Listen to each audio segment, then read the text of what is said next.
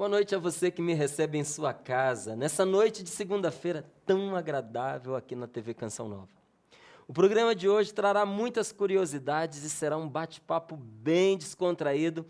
Nesse primeiro bloco, eu recebo um especialista em biofeedback. Já ouviu falar? É sobre isso que nós vamos falar aqui no nosso programa hoje com o Dr. Marco Coggi. É Coggi? É essa Coggi, isso. Marco Exatamente. Coggi. Seja bem-vindo, doutor. Muito obrigado. Um Como prazer recebê-lo aqui no nosso programa. vai? Prazer Viu? é todo meu. O Obrigado. que é biofeedback? Então, biofeedback é mais fácil você mostrar do que você falar do que é. Certo. Mas, basicamente, é uma técnica que foi desenvolvida na década de 70, 80, e são várias possibilidades. Você monitora sinais biológicos seus e você modifica esses sinais de uma forma consciente. Então, a gente tem o sistema nervoso que era tido como sendo automático. Hoje nós temos a ação sobre esse sistema nervoso, de uma forma consciente. Isso desde quando? O senhor disse que durante um tempo era considerado automático. Agora a gente consegue conscientemente interferir, né? Consegue interferir. Isso talvez uns 15 anos para cá, a coisa está se desenvolvendo mais intensamente. Uhum. Você pode controlar o teu suor, você pode controlar o teu batimento cardíaco, você pode controlar algumas funções mentais, cerebrais, né? Não mentais, cerebrais, só através de uma interação entre você conectado com um eletrodo e um computador. Então, você atua conscientemente no que você quer. Dá para mostrar? Como é que funciona? Esse aqui é o sensor. Ah, Esse sensor está ligado no computador. É muito simples, se você me permitir. Esse aqui é chamado de biofeedback cardiovascular, porque ele monitora os teus batimentos cardíacos, leva para o computador e te mostra qual é o teu estado atual. tem outro tipo além desse? Tem condução elétrica, por exemplo, onde você coloca na pele, você vê a corrente elétrica passando pela pele. Então, se a pessoa está muito nervosa, se a pessoa está mentindo... Tudo isso dá para saber? Dá para saber. Ou a pessoa está muito estressada, ela começa a liberar mais suor. E aí existe a passagem de corrente elétrica aumentada, na realidade, né? O suor tem sais e esses sais são condutores. Uhum. Então, você vê no gráfico. Esse aqui você vê pelo coração, né? Então, quando a pessoa é submetida a estresse, por exemplo, a ansiedade, o batimento cardíaco começa a subir. E você vê Uma na coisa hora. que aqui em São Paulo, por exemplo, não acontece. Quando você pega o carro e Não. sai aí no trânsito, mais ou Não. menos na hora do almoço, às 5 da tarde, né? Isso só acontece em Marte, aqui não. Pois Tá ok? Então, esse aqui é a tela do programa em que mostra o batimento cardíaco. Tá? Ok. Então, é muito simples de operar. Você clica aqui, clica aqui. E ele começa a mostrar em tempo real qual é que é a tua frequência cardíaca. Certo. Por exemplo, a gente vai ver no médico, 70 batimentos por minuto. É uma média de 1 minuto. Aqui não. É batimento ou batimento? É quase um eletrocardiograma. Não é um eletrocardiograma, porque o eletrocardiograma é muito mais completo. Aqui a gente só pega os batimentos, só. E vê qual o tempo entre um e outro. Qual o tempo que decorre entre um batimento e outro. Então, quando esse batimento começa a ficar mais espaçado, é o nosso breque fisiológico que está desacelerando o coração.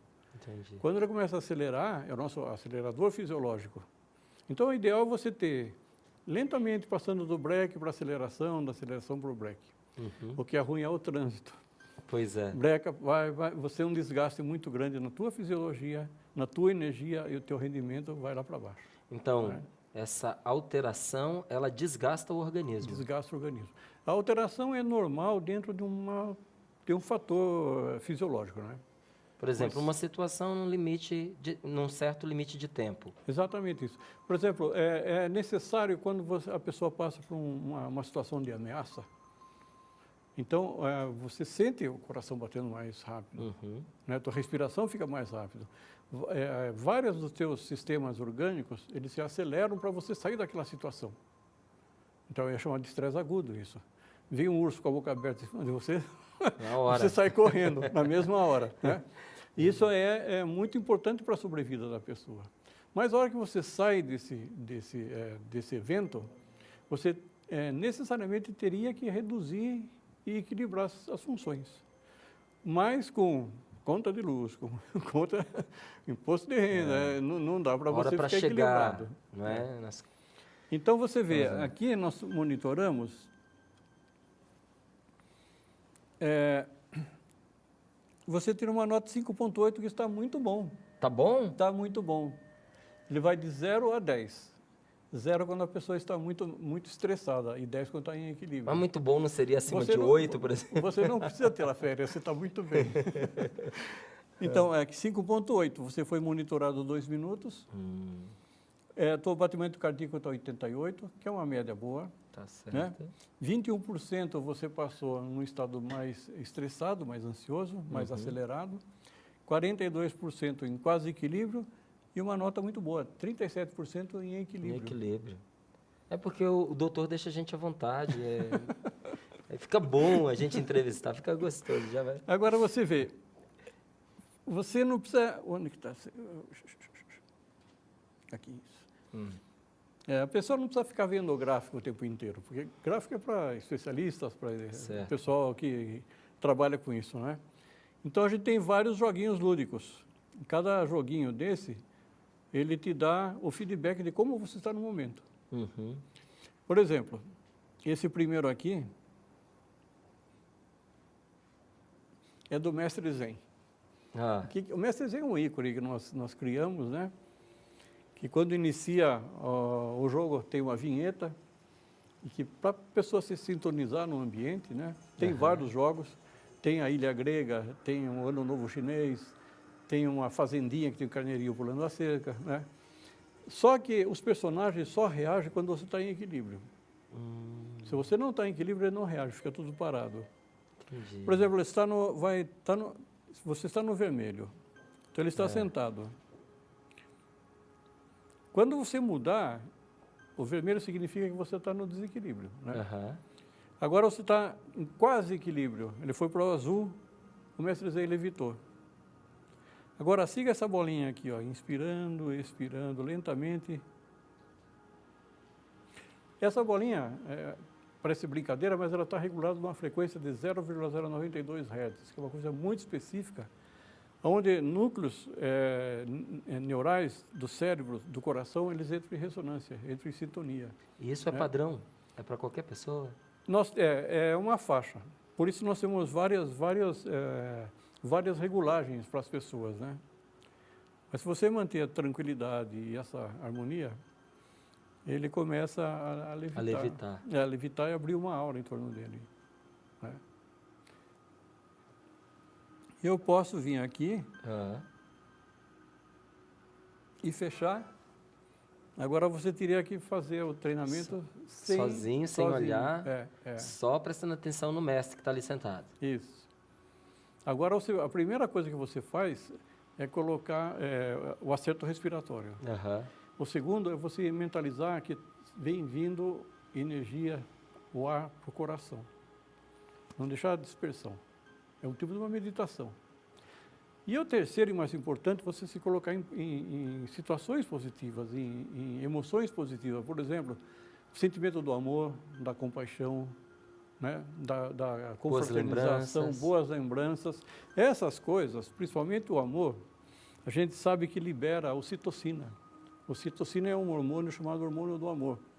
Então, por exemplo, a mulher quando está grávida, ela vai dar à luz, ela libera a ocitocina durante o trabalho de parto, libera a ocitocina para amamentar, libera a ocitocina na hora que ela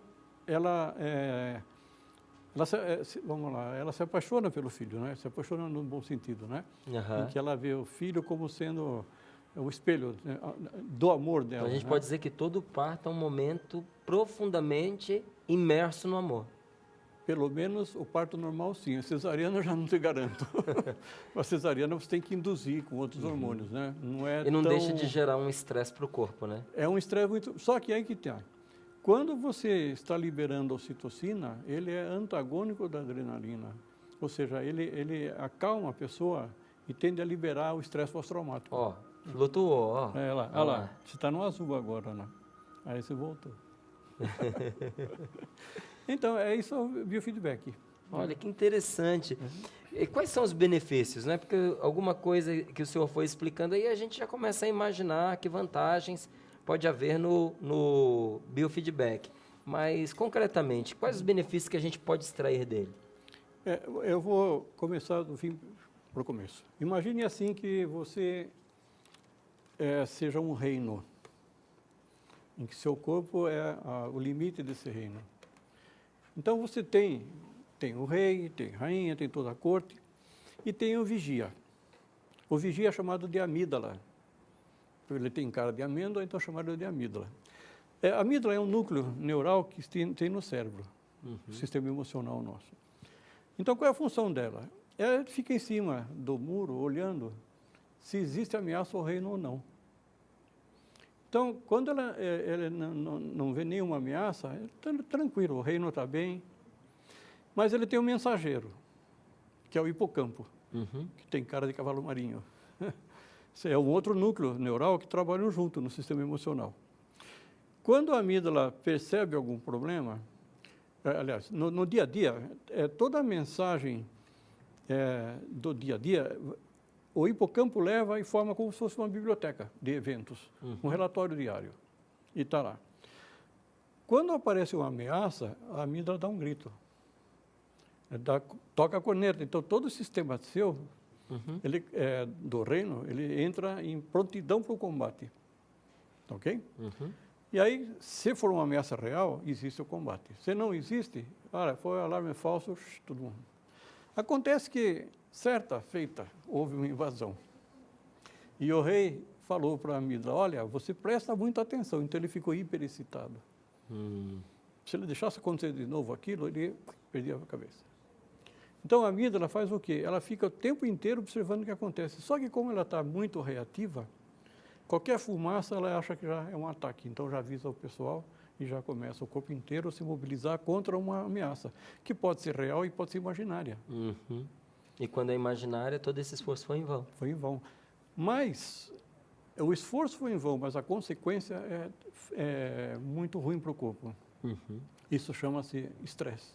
Certo. Ou ansiedade. Né? Agora, deixa eu me antecipar antes do senhor continuar, porque deve ter gente assim se perguntando, mas e quem já não tem mais as amígdalas? Mas aí que está, não é a amígdala da garganta. Isso é chamado de tonsilas palatinas. A amígdala, que eu me refiro, se imagina uma seta entrando no olho e outra na orelha. Elas se encontram... É lá? É lá. É uma coisinha assim, ó. Então, dessa daí ninguém está livre, né? Ela está ali guardada, está ali guardada. Todo o corpo. O que ela não pode é estar muito reativa. Quando ela está muito reativa, ela desequilibra o sistema como um todo, o corpo como um todo. Então, a pessoa, por um lado, pode se manifestar como estresse, ansiedade, como depressão, como síndromes, muito ruim, né? Estresse pós-traumático, fobias, de um lado. E do outro lado, existe um componente físico junto, que é problemas de coração, arritmias, problemas de pré-diabetes, diabetes, colesterol. Então, é com ela que a gente vai ter que trabalhar. É com ela que a gente trabalha. Então, o que acontece? Quando você entra naquele estado de coerência cardíaca, né, um estado de equilíbrio interno, né, o ramo que acelera, ele é proporcional ao ramo que desacelera no coração. Então, você está como se fosse numa autopista, você lentamente acelera o carro, lentamente desacelera o carro. Nesse estado, o coração, ele informa o cérebro, informa o resto do corpo que não tem ameaça, porque ele não está disparando. E a amígdala começa a entender, ok, não tem ameaça. Então, ele começa a mudar de patamar, de atividade, até que ele se normaliza. E isso independe de temperamento, porque a gente vê que às vezes tem pessoas que são assim, mais quietas, mais tranquilas, reagem menos, mais melancólicas. Tem outras pessoas que são mais explosivas. Isso independe de pessoa? Ou o temperamento influencia? Sim e não. Mesmo uma pessoa que tem um temperamento explosivo, se ela está desequilibrada, aí piora a situação dela. Mas vamos supor assim, que a nossa vida tem que trabalhar em 100. A pessoa está em 150, então qualquer coisa, ela acha que é um ataque para ela. Pode ser no trabalho, pode ser no trânsito, pode ser em casa, com o filho, com os pais, não importa. Ela acha que qualquer coisa que está acontecendo é o inimigo dela. Por exemplo, quando a pessoa passa por pânico, né, a síndrome do pânico, ele larga o carro no meio da rua e sai correndo. Por quê? Porque ele acha que ele vai morrer. O coração dispara, a respiração dispara. Todo o corpo dele reage de uma forma que ele acha que, puxa vida, e agora? O que eu faço? mas é a amígdala que está falando para o teu sistema nervoso, ó, rápido, rápido, rápido, rápido, sem motivo aparente. Então, existe um motivo. Mesmo né? uma pessoa que tem uma síndrome do pânico, a gente, seguindo essa orientação aí que o senhor falou, a gente consegue trabalhar essa síndrome na pessoa? Isso. Então, o que a gente recomenda é que o biofeedback, nesses casos patológicos, seja acompanhado por psicólogos, né? Certo. Porque eles são, os equipamentos de biofeedback, eles são ferramentas complementares, alternativas, integrativas, complementares integrativas para tratamentos, né? Então, eu uso, por exemplo, uma técnica de terapia cognitiva comportamental junto com o feedback. Certo. Aí eu vejo como é que a pessoa está reagindo naquele momento. A fisiologia não mente, não dá para mentir. Tá certo. Né? No Brasil, o primeiro equipamento de biofeedback, o senhor que desenvolveu? Esse cardiovascular foi uma equipe, na realidade. Nós fomos em 12 pessoas para desenvolver esse aparelho. Né? Eu cuidava mais da parte da fisiologia, tinha psicólogos, tinha cientista da computação, tinha engenheiro eletrônico, tinha pessoal de arte para fazer esses desenhos, pessoal de games para fazer a movimentação.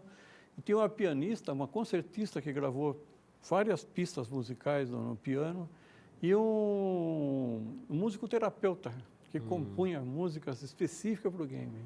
Foi um trabalho muito interessante. Pois é.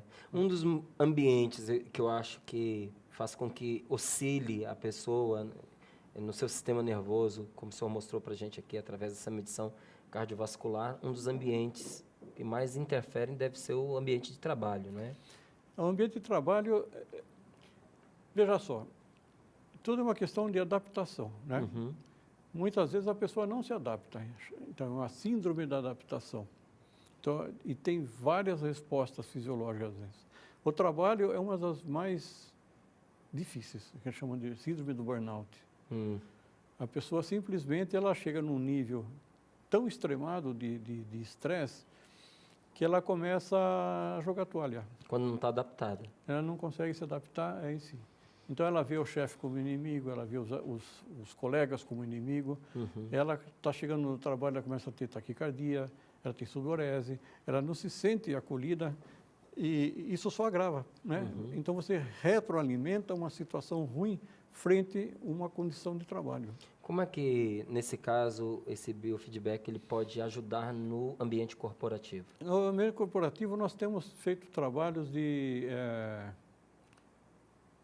treinamento mesmo, né?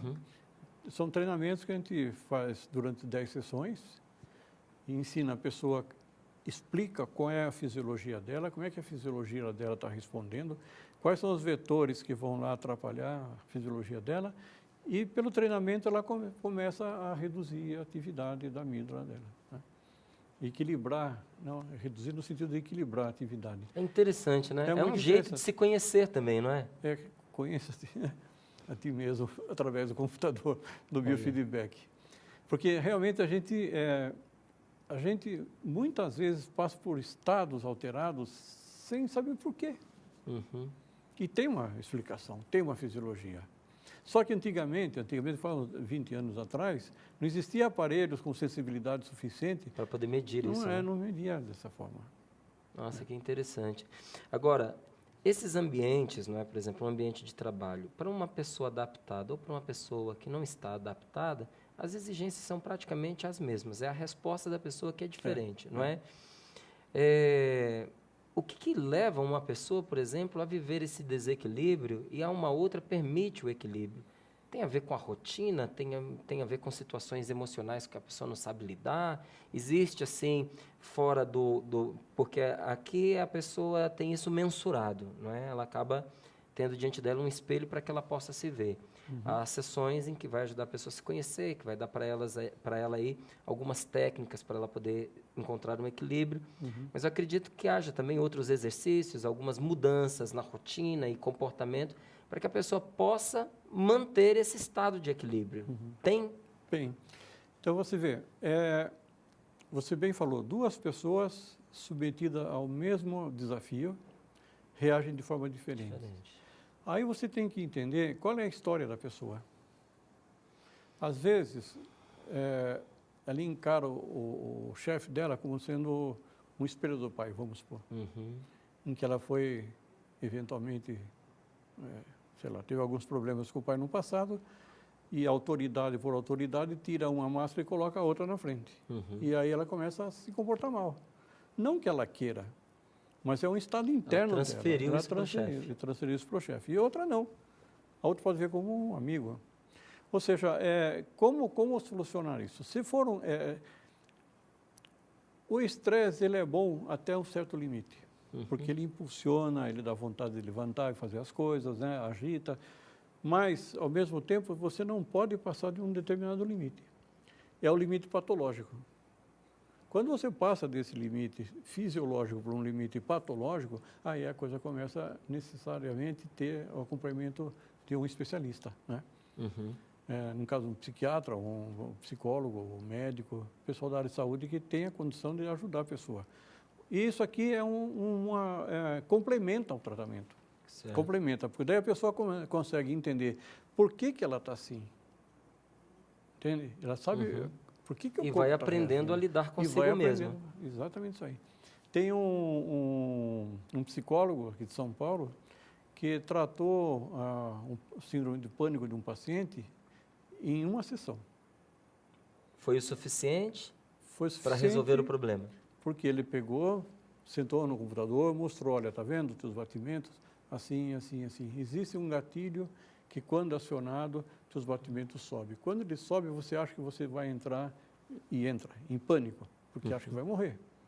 O medo retroalimenta o pânico. Então, ele entra numa espiral descendente, né? Em que o medo alimenta o pânico e fica assim.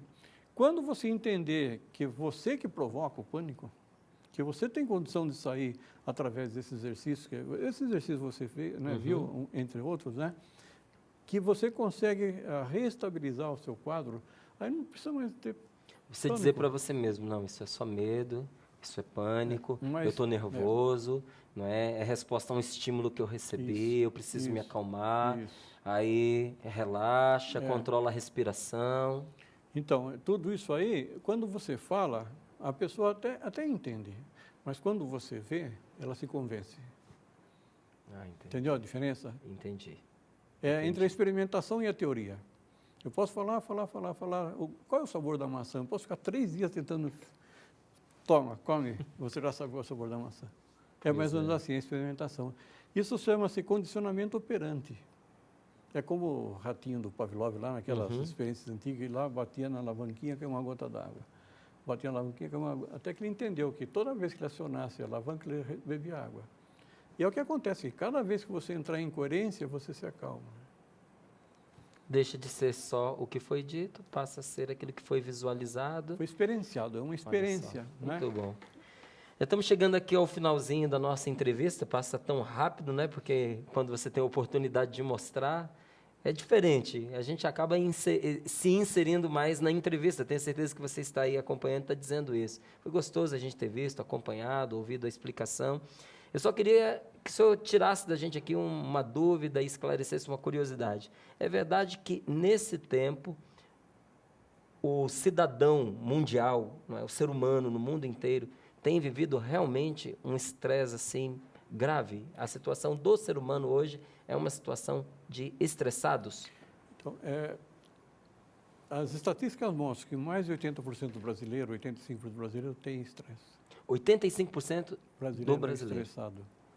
E a síndrome de burnout, que é um estresse muito intenso no serviço, principalmente das pessoas que trabalham com outras pessoas. Então, ela começa a encarar a outra pessoa como um número, a empresa como um número. Ela simplesmente tenta eliminar as emoções. É sobrevivência, adaptação. Ela se adapta do outro lado para sobreviver.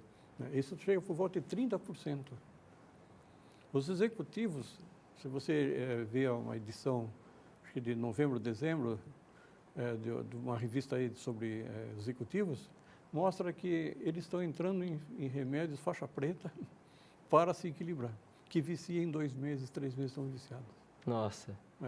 Acaba sendo uma desumanização, né? Total. Hoje os níveis de ansiedade estão tão grandes porque as metas estão inatingíveis. Pois é. Fiz questão de fazer essa pergunta aqui para o doutor, antes da gente encerrar o programa, para que a gente perceba que a chance de nós estarmos dentro desse quadro é muito grande, porque Muito 85%, quem de nós escapa, não é? Então, estão aí algumas dicas importantes. Só mais um número. Por favor.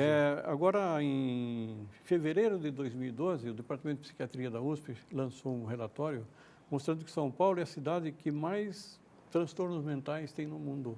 No mundo? No mundo. 29,6% dos habitantes da Grande São Paulo possui desequilíbrios, desajustes. Quase 30%, Quase 30% sofre de desequilíbrios mentais. E quando nós estamos dizendo isso, nós estamos falando de que tipo de desequilíbrio? Então, 19% de ansiedade.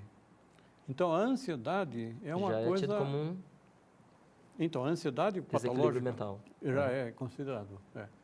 Pode ter, a ansiedade se demonstra de várias formas. Pode ser estado, né? Agora eu estou ansioso porque... Né? Ansiedade então, é um, que mais? Ter ansiedade alcoolismo, né? Ou drogas como um todo, depressão. Então, são vários quadros que eles... sendo o maior deles é a ansiedade mesmo. Pois é.